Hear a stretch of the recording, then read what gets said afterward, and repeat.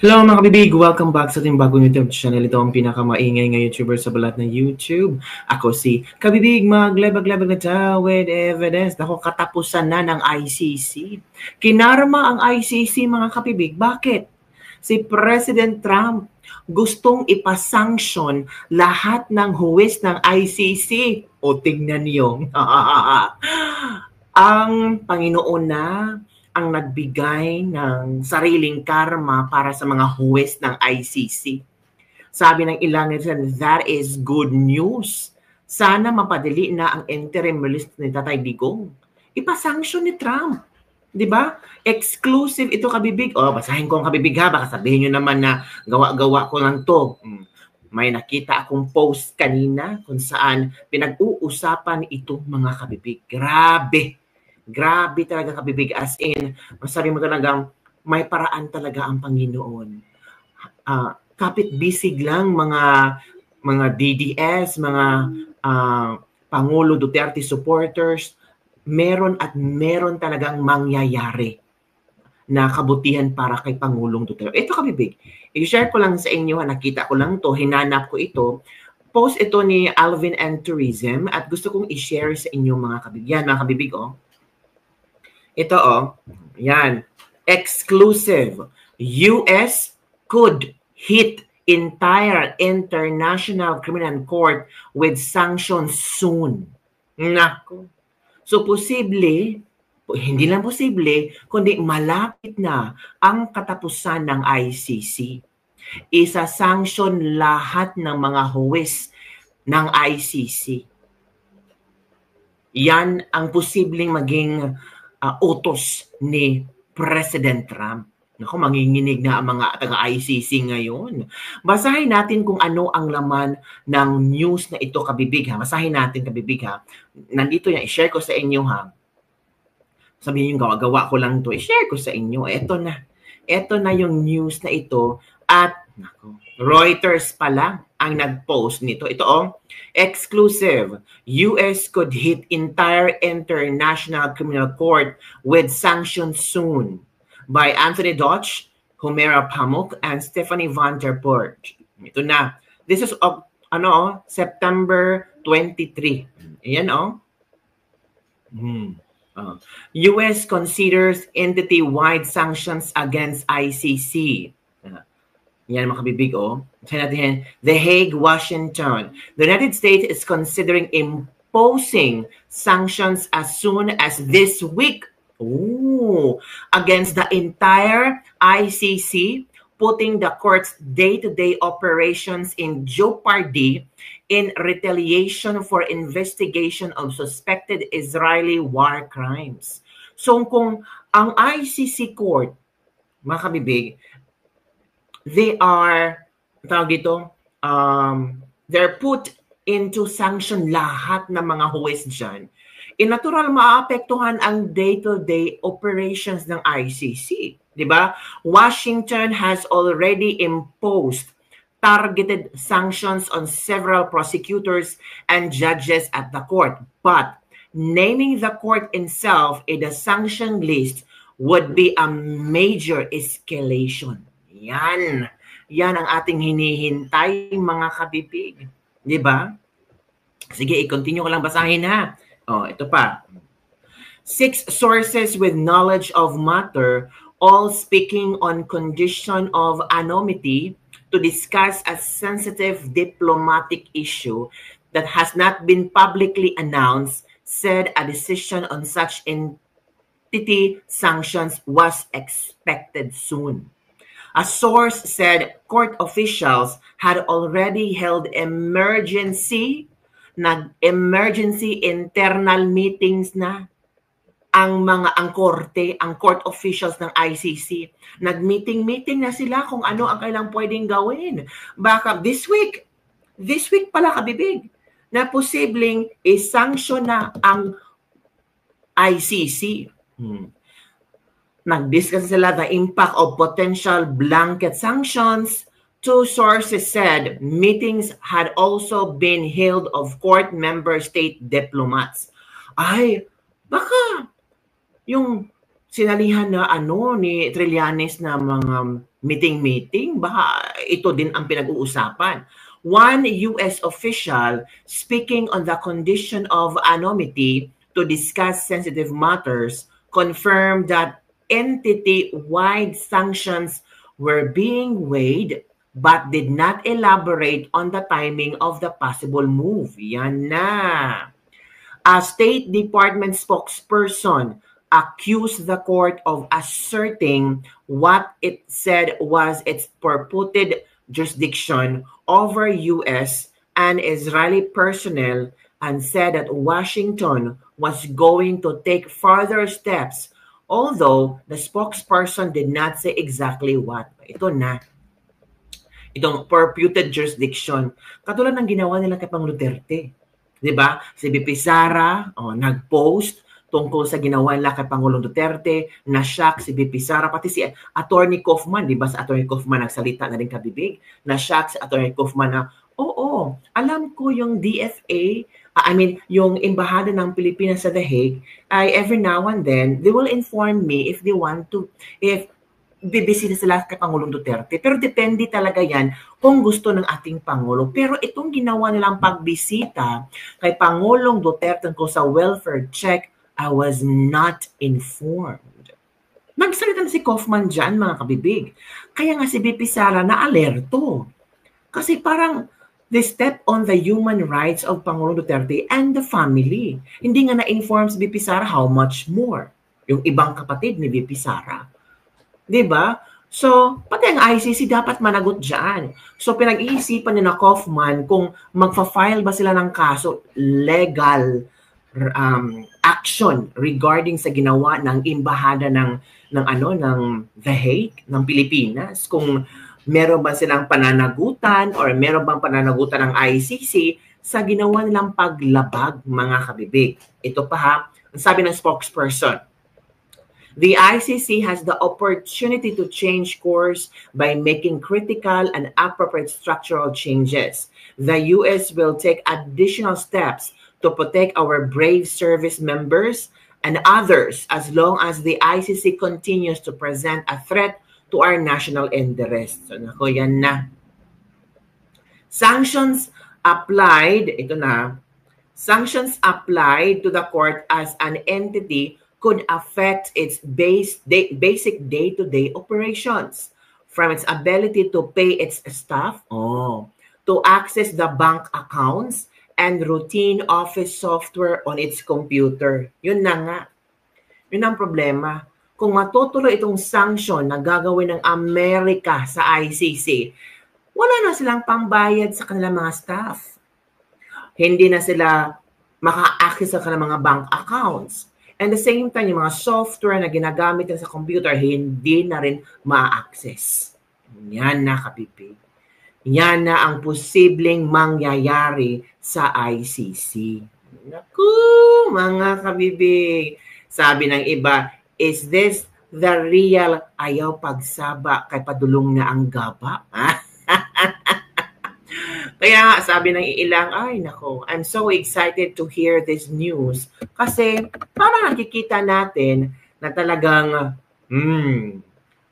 may ginagawa talaga ang Panginoon para ma-feel din ng ICC ang karma na hinahanap nila. Sige, idiin nyo pa si Pangulong Duterte. Idiin nyo pa ng todo para ididiin din kayo ng todo ng Amerika. Diba?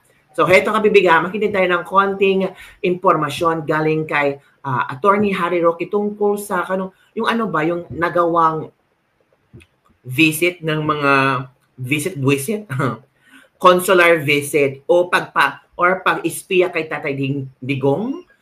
Banta ba ito sa buhay niya? Sige, makinig tayo ng impormasyon ni Attorney Harry Roque. Sa kulungan, at kapag ito ay hindi binigyan ng abiso ang ating consular service, pwede maging na consular services, yung mga serbisyo para sa mga mamamayan.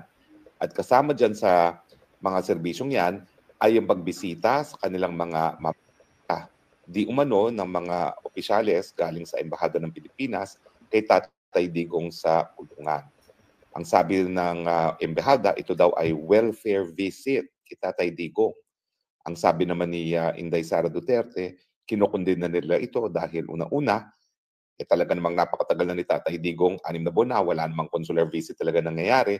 At pangalawa, ang tingin nila, ito ay kabahagi ng pag-iispiya kay Tatay Digong at ito ay may banta sa buhay ni Tatay Digong.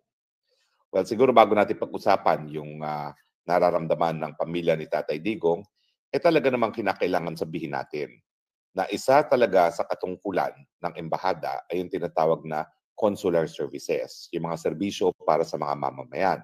At kasama dyan sa mga serbisyong yan ay yung pagbisita sa kanilang mga mamamayan na mga nakakulong.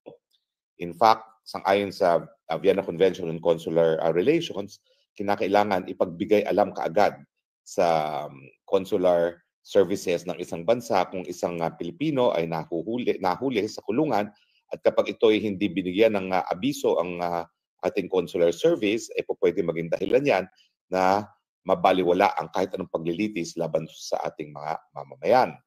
So, malinaw, nakabahagi talaga yan ng trabaho ng ating embahada, lalong-lalo na yung consular service. Pero ang tanong, ito naman ang tanong, unang-una, bakit ngayon lang, matapos ng 6 na buwan, na nagkaroon ng ganyang consular visit? Alam nyo, importante yung consular visit kasi ang possibility kapag ikaw ay isang Pilipino na nakulong sa isang malayong lugar, walang bibisita sa'yo. Dahil karamihan naman ng mga nakukulong ng mga Pilipino ay hindi naman dating presidente, mga OFWs. At wala namang kakayahan ng mga OFWs, ang pamilya ng OFWs na talagang bumisita sa kanilang mga mahal sa buhay pag sila ay nakulong sa iba't ibang parte ng daigdig. No? So, importante yung consular visit una-una para masigurado na merong abogado na tutulong doon sa Pilipino. At pangalawa, maibigay yung mga pangangailangan sa kulungan. No? Now, kinakailangan ba yan ni Tatay Digong? Siyempre hindi. Alam naman ng embahada, merong abogado si Tatay Digong. In fact, sa huling pagkakaalam ko, 10-10 na yung abogadong yan. No? Pangalawa, ito ang crucial. Alam naman ng embahada na hindi nawawala ng bisita si Tatay Digong. In fact, 4 na beses isang linggo siya'y binibisita ng immediate member of the family. So hindi nila po pwede sabihin na, abay, kami nag-aabala lamang dahil baka walang bumibisita kay Tatay Digong. Minsan lamang nawala ng bisita si Tatay Digong ng mga 2 linggo nung merong pumigil sa pagbisita ni Ma'am Hanilet. No? Pero bukod doon sa pagkakataon na yon, hindi po nawawalan ng bisita si Tatay Digong 4 na beses isang linggo at yan po ay immediate members of the family. At nagkaroon na nga sila ng siste kung saan sila ay nagre-rego doon kung sino talaga ang pupunta sa dahig para bisitahin si Tatay Digong. Kahapon nga pala po, no, matapos yung briefing ni Ma'am Elizabeth at ni Isabel, sila po ay nagpunta sa H&M para bumili ng hoodie kasi nagustuhan daw ni Tatay Digong yung hoodie na suot-suot ni Isabel, kaya binili nila ng hoodie si Tatay Digong at si Ma'am Elizabeth, hindi inibinigay o hindi niya planong ibigay yung hoodie pagkagaling sa H&M. Ang gusto niya, lalaban niya mismo yung hoodie, patutuyuin, bago ibigay kay Tatay Digong ngayong araw nito. So maya-maya po, tayo ay pupunta uli sa Duterte Street para makapanayan itong si Ma'am Elizabeth at si Isabel dahil ito po yung huling dalaw nila dito sa buwan na ito. Ang papalit po na dadalaw ay si Kuya Bong, no? Yung nakakabatang kapatid ni Tatay Digong. So, bagamat kasama yan sa talagang katungkulan ng consular service na isang embahada, yung pagbibisita para masigurado na mayroong abogado at lahat ng pangangailangan ay naibibigay, alam naman ng consular service dito sa dahig na unang-una may abogado na si Tatay Digong, pangalawa, palagi siyang binibisita ng mga kaanak. At itong dahilan kung bakit nagsususpecha si BP Sara na ang tunay na dahilan ay para mag-espiya kay Tatay Digong o di naman kaya para magkaroon ng banta sa buhay mismo ni Tatay Digong. Alam niyo po, may isang leader na linitis din dito ng dating former tribunal, Tribunal for the former Yugoslavia, na dating presidente ng Serbia. Ito po si Milosevic. Namatay po siya sa kulungan.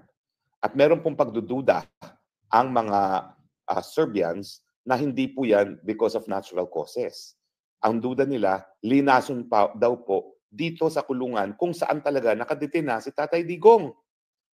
So hindi nyo masisisi ang pamilyang Duterte na magkaroon ng pangamba na baka yung pagbisita ng consular service galing sa ating embahada ay banta sa buhay ni Tatay Digong. Dahil may nangyari na po na isang dating presidente rin na nakakulong sa kaparehong kulungan ni Tatay Digong ang hinihinala ang linason habang siya ay nakakulong.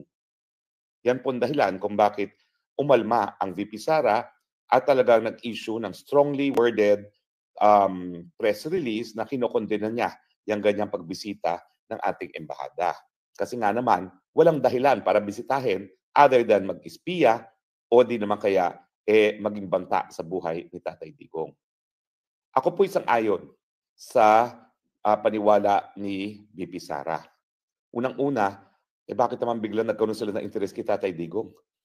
Yung mga naunang panahon na hindi pa nakakapasok si VP Sara, yung first 3 days namin dito sa The Hague. In fact, yung first 2 days lang, yun, we appreciate na binisita nila si Tatay Digong. At ng mga panahon na yun, nagbigay sila ng mga sweaters. Kasi nga naman, umalis si Tatay Digong, ang dala-dala lang niya ay yung damit sa kanyang likod at wala nang iba. Bumaba ng eroplano na wala man lang jacket samantalang height of winter pa yon dahil Marso. So yung pagbisita nila sa unang 2 araw ni Tatay Digong is well appreciated at kinakailangan talaga yon kasi hindi pa nga nakakapasok si Inday Sara sa kulungan mga panahon na yon. Pero mula nung nakapasok na si Tatay Digong, talaga namang hindi na sila bumisita dahil wala na pangangailangan. Dahil hindi na siya iniwan ng immediate family. Palaging narito na nga, nagsasalinsinan sila para ibigay ang lahat ng pangangailangan ni Tatay Digong. Now, bakit pa suspitsyoso talaga ang timing ng pagbisita ng embahada? Unang-una, walang abiso sa pamilya. Alam naman nila na palaging may pamilya rito. Alam naman nila na naririto ako sa The Hague. Alam niyo po, palaging bantay sa akin yung embahadang yan. Kasi nga po, hindi nila alam, meron din ako mga insiders na meron talaga silang nakatalaga na nagbabantay sa akin. No? At talaga namang kabahagian ng trabaho nila, bantayan yung mga kalaban ng administrasyon. Meron pa nga akong larawan ng isang Philippine Embassy personnel na talagang nagmasid kung saan ako nakatira. Ang hindi niya alam, napicturean ko na siya. Kaya kung may mangyari sa akin, alam na po ng aking mga kasama, si Vine at si Mary, kung saan kukunin yung larawan ng taong ito. No? Na talaga namang siguro, binilangan ko siya, mahigit 4 na oras, nandun lang nakatayo sa labas ng aking apartment. Now, so, ang conclusion talaga, hindi sila concerned sa welfare ni Tatay Digong. Siguro unang-una, gusto nila malaman talaga ang estado ng pag-iisip ni Tatay Digong. Para sa ganon, kung talagang sa tingin o hindi naman sa tingin nila, ang gagawin nila ay magbibigay ng impormasyon doon sa mga biktima para sabihin, kontrahin nyo yan, na he is unfit to stay trial. Kasi sa tingin namin, malinaw ang pag-iisip. Isa po yan.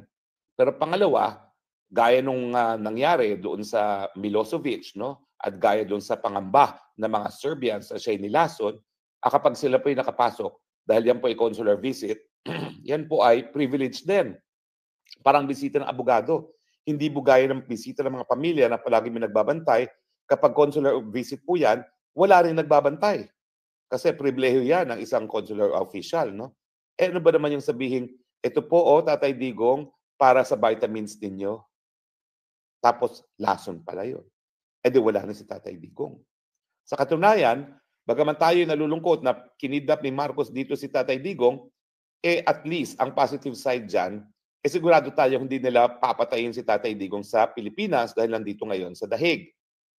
At dahil nga po dito sa suspitsosong pagbisita ng consular official dito kay Tatay Digong sa kanyang kulungan, ngayon lumalabas ang possibility na baka yan nga ang plano ng mga bangag sa Pilipinas na tuluying ng igurgur ang Tatay Digong sa pamamagitan kunwari ng consular visit at pagbibigay sa kanya ng kunwari mga vitamins na laso naman. O kung hindi naman outright na saksakan lang yan na kung ano para matigok na si Tatay Digong. Yun nga po Ang sabihin ng consular officials, bakit hindi kayo nagbigay abiso sa immediate family ni Tatay Digong na alam niyong palagi narito sa The Hague? Kung hindi niyo alam kung saan hahagilapin ang kanilang immediate family member, alam niyo kung saan niyo ako hahagilapin dahil palagi niyo akong binabantayan sa aking bahay. Bakit hindi man kayo nagbigay ng abiso sa akin nang ito ay maparating ko sa immediate members of the family? Kasi sasabihin nila, hindi namin alam kung saan nag-i-stay yung mga immediate members of the family dahil sa totoo naman, hindi naman niya ina-anunsyo ng pamilya for security reasons. Pero bakit hindi sa akin pinadaan? Dahil ako naman, palagi may contact ako sa mga kapamilya. Yung lack of transparency, yan yung dahilan kung bakit nagdududa ngayon si VP Sara at marami sa ating Pilipino na meron talagang maitim na balak ang mga pagbisita kay Tatay Digong galing sa Embahada ng Pilipinas. Now, to be fair, karamihan naman talaga ng opisyales ng DFA ay professionals. Pumasa sila sa isang mahirap na examination para sila ay maging kabahagi ng Career Foreign Service. Dalawa po yan, yung career, yung pumasa ng FSO, at yung mga political, yung hindi pumasa ng FSO, pero tinalaga pa rin ng presidente.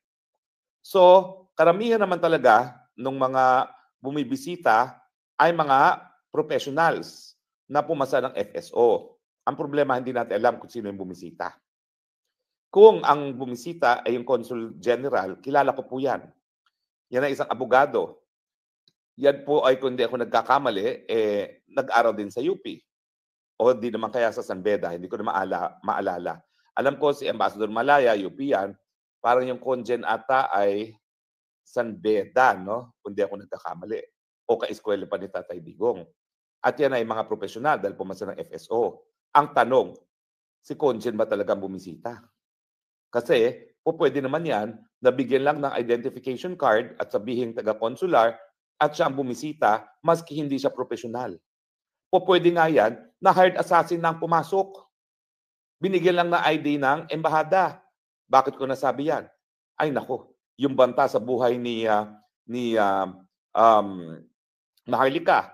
Nagkaroon ako ng informante at ito po ay sinumite na sa hukuman sa Amerika at saka sa Homeland Security na ang nag-arrange pa ng pagpasok ng mga hired assassin para gurgurin si Maharlika ay ang embahada ng Pilipinas diyan sa Amerika.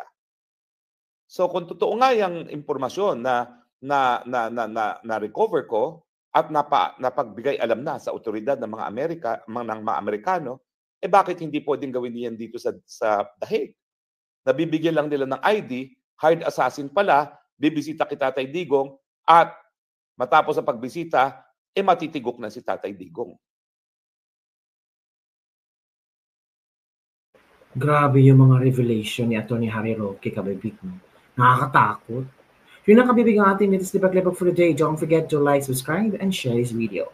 Bye everyone. See you next time.